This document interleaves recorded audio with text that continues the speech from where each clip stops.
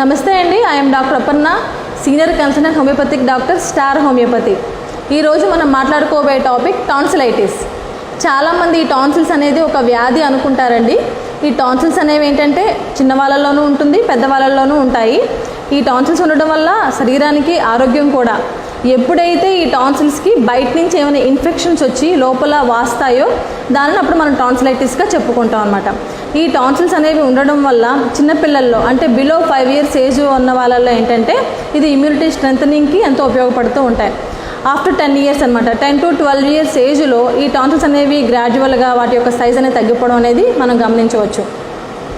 ఈ టాన్సిలైటిస్ ఏంటంటే ఎక్కువగా టాన్సిల్స్ అనేవి గొంతు లోపల నాలుకకు వెనుక భాగాన 2 బాల్స్ లాగా ఉండే నిర్మాణాలు అనమాట. ఈ టాన్సిలైటిస్ అనేది మనము కొన్ని రకాలు చూసుకున్నట్టయితే అక్యూట్ టాన్సిలైటిస్. దీనిలో ఏంటంటే ఒక 3 to 4 days అనేది ఇన్ఫెక్షన్ ఉండి అప్ టు 2 weeks వరకు ఉండొచ్చు. దీనిలో సిమ్టమ్స్ చూసుకున్నట్టయితే హై ఫీవర్ ఉండొచ్చు, ఇంకా బాడీ పెయిన్స్ అనేది ఎక్కువగా అబ్జర్వ్ చేయవచ్చు, ఇంకా ఇయర్ పెయిన్ కూడా ఉండొచ్చు అనమాట. నెక్స్ట్ రికరెంట్ టాన్సిలైటిస్ అనమాట, అంటే several times in a year, అంటే ఒక సంవత్సరంలో 5 నుంచి 6 సార్లు ఇన్ఫెక్షన్ అనేది రావడం అనేది ఎక్కువగా జరుగుతుంది. నెక్స్ట్ క్రానిక్ టాన్సిలైటిస్, అంటే లాంగ్ టర్మ్గా ఇన్ఫెక్షన్ అనేది అలా రన్ అవుతూనే ఉంటుంది. దీన్ని మనం క్రానిక్ టాన్సిలైటిస్గా చెప్పుకోవచ్చు. దీనిలో సిమ్టమ్స్ చూసుకున్నట్టయితే లోకల్ సిమ్టమ్స్ అనమాట. లోకల్ సిమ్టమ్స్ అంటే గొంతులో నొప్పి అనమాట. అంటే కొంతమందిలో మైల్డ్ నుంచి సివియర్గా కూడా ఉండొచ్చు. కొంతమంది అంటే ఒక్కొక్కరిలో కొంతమందికి తక్కువ పెయిన్ ఉండొచ్చు, కొంతమందికి చాలా సివియర్ పెయిన్ ఉండొచ్చు. ఈ నొప్పి అనేది బాగా ఎక్కువగా ఉండడము, గొంతు దిగకపోవడము, చాలా మింగుతుంటే చాలా కష్టంగా అనిపించడం ఉంటుంది. దీంతోపాటు చెవులో నొప్పి కూడా వస్తుందన్నమాట. అంటే కొంతమందిలో ఈ గొంతు నొప్పి అనేది ఇట్ రేడియేట్స్ టు ఇయర్. ఇంకా నెక్స్ట్ కాఫ్ అనమాట. కాఫ్ ఏంటంటే కొంతమందిలో డ్రై కాఫ్ ఉండొచ్చు, ఇంకా లూజ్ కాఫ్ కూడా ఉండొచ్చు. ఇంకా ఈ మెడ చుట్టూ ఉండే లింఫ్ నోడ్స్ అనేవి బాగా ఎన్లార్జ్ అవ్వడం అనేది జరుగుతుంది. ఇంకా డిస్ఫేజియా అనమాట, అంటే డిఫికల్టీ ఇన్ స్వాలోయింగ్. నెక్స్ట్ వచ్చరికి ఈ ఓపెనింగ్ అంటే మౌత్ కూడా ఓపెన్ చేయడం కూడా చాలా కష్టంగా ఉండడము. ఈ నాసియా లాంటి ఫీలింగ్ అనమాట, అంటే ఏమి తినలేకపోవడం అనమాట. అంటే తినేటప్పుడు ఏమైనా వామిటింగ్ సెన్సేషన్ రావడము. ఇంకా ఈ జనరల్ ఫ్యాటిగ్యూ లాంటి సిమ్టమ్స్ అనేవి ఎక్కువగా ఈ లోకల్ సిమ్టమ్స్గా మనం చెప్పుకోవచ్చు. ఇంకా జనరల్ సిమ్టమ్స్ చూసుకున్నట్టయితే ఫీవర్ అనమాట. అంటే కొంతమందిలో హై ఫీవర్ ఉండొచ్చు, అంటే 103 to 104 degrees వరకు ఫీవర్ అనేది కనిపించడము. ఈ ఫీవర్తో పాటు ఆకలి లేకపోవడము, బాగా వీక్నెస్గా అనిపించడము, ఇంకా హెడ్ఏక్స్ అనేవి కనిపించడం, ఇంకా కోల్డ్ కూడా ఎక్కువ కనిపించడము, ఇంకా చెవులో నొప్పి అనమాట. అంటే ఇన్ఫెక్షన్ అనేది ఏంటంటే ఈ చెవులోకి వెళ్ళడం వల్ల చెవి కూడా విపరీతంగా చెవు పోటు అంటారు ఎక్కువగా పిల్లలు. చెవి నొప్పి అనేది ఎక్కువగా కనిపించడము. ఇంకా చాలామంది అంటే గ్రోత్ అనేది తగ్గిపోతుందంట. అంటే మిగతా పిల్లలతో చూసుకుంటే వీళ్ళల్లో ఏంటంటే గ్రోత్ అనేది తగ్గిపోవడం, అంటే ఎదుగుదల అనేది లోపించడము, ఇంకా బాగా వీక్గా కనిపిస్తూ ఉంటారు.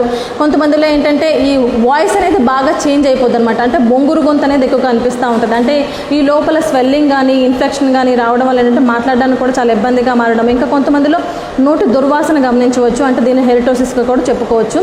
ఇంకా ఈ టాన్సిలైటిస్లో కొన్ని రకాల సైన్స్ చూసుకున్నట్టయితే స్వెల్లింగ్ కనిపిస్తుంది అనమాట, అంటే రెడ్నెస్ అనమాట. లోపల టాన్సిల్స్ అనేవి బాగా రెడ్గా ఉండడము, అంటే హై బ్లడ్ సర్క్యులేషన్ మనకి చూడగానే కనిపిస్తుంది.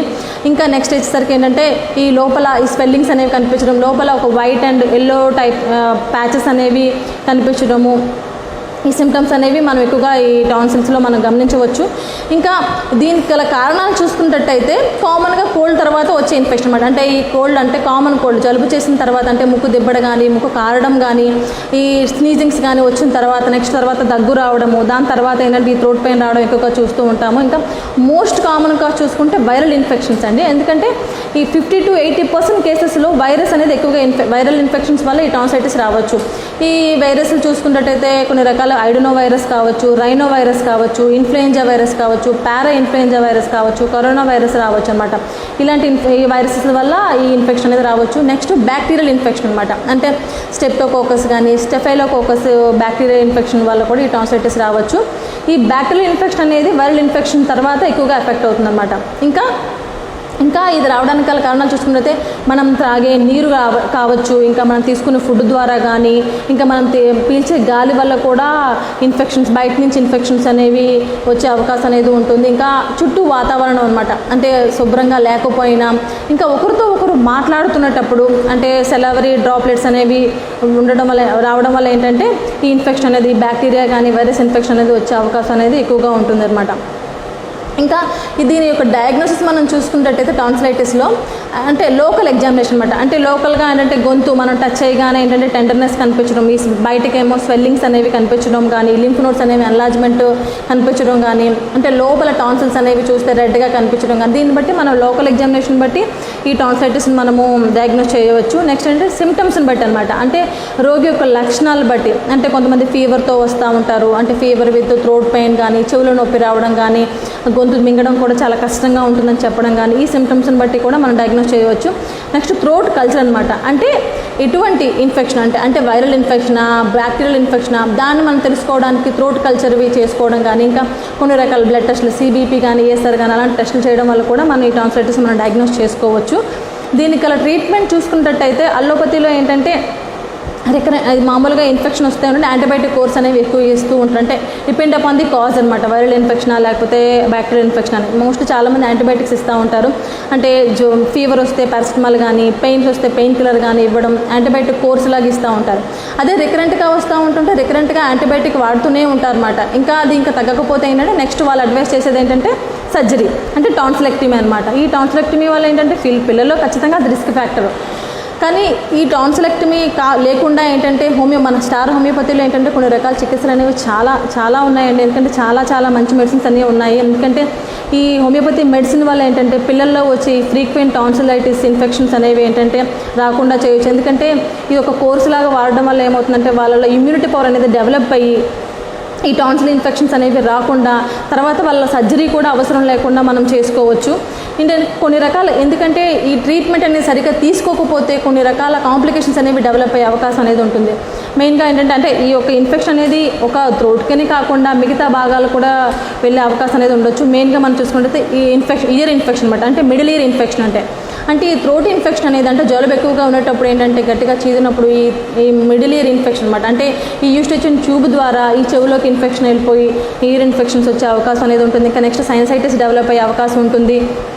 ఇంకా నెక్స్ట్ ఏంటంటే ఈ గుండెకి సంబంధించిన ఎఫెక్ట్ రావచ్చు. అంటే రొమాటిక్ ఫీవర్ లాంటివి కానీ, కొన్ని కిడ్నీ ఎఫెక్ట్ అయ్యే అవకాశం ఉంది. అంటే గ్లోమెరులో నెఫ్రైటిస్ లాంటి సిమ్టమ్స్ రావడం కానీ, నెక్స్ట్ వచ్చేసరికి కీళ్ళు కూడా ఎఫెక్ట్ అయ్యే అవకాశం ఉంటుందన్నమాట. దీన్ని మనం రుమటాయిడ్ ఆర్థరైటిస్ లాంటి సిమ్టమ్స్ కూడా డెవలప్, అంటే ఇవన్నీ కాంప్లికేషన్స్ ఇలాంటివి వచ్చే అవకాశం ఉంటుందన్నమాట.